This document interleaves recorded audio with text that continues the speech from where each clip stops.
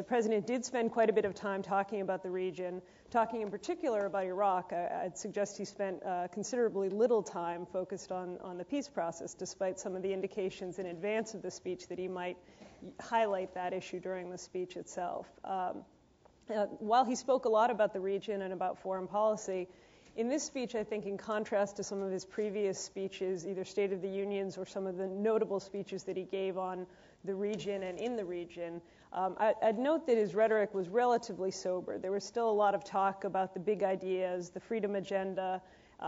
democracy, liberty, tyranny, but ultimately it was a much more sober discussion, a much more, one would argue, realistic discussion of some of the challenges that America faces in a variety of arenas. Let me just hit a couple of highlights on Iraq, Iran, the freedom agenda, and the peace process, and I'd be happy to get back to any greater depth on any of those parts during the discussion. On Iraq, obviously the president was taking the opportunity to take some credit for the change in the dynamics on the ground over the past year, and understandably so, since I think no one can argue at this stage that despite most of the predictions from the punditocracy, or at least the punditocracy in certain elements of Washington, the surge has contributed to an arrest in what was a dangerously escalating cycle of violence in Iraq. And so the president last night focused the bulk of his foreign policy discussion on Iraq and on what he would argue as success in Iraq,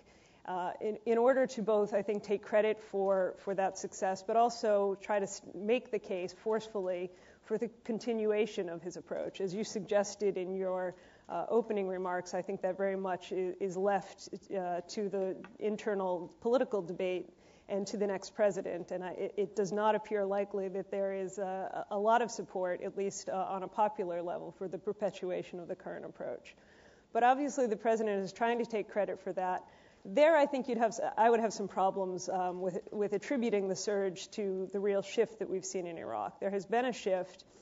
but I think we can recognize that the shift is as much a product of a change in decision-making calculus by some of the key actors, particularly Sunni militias and Shia militias, which for various reasons, including, I would argue, the debate here in this country about the need for an eventual American withdrawal from Iraq,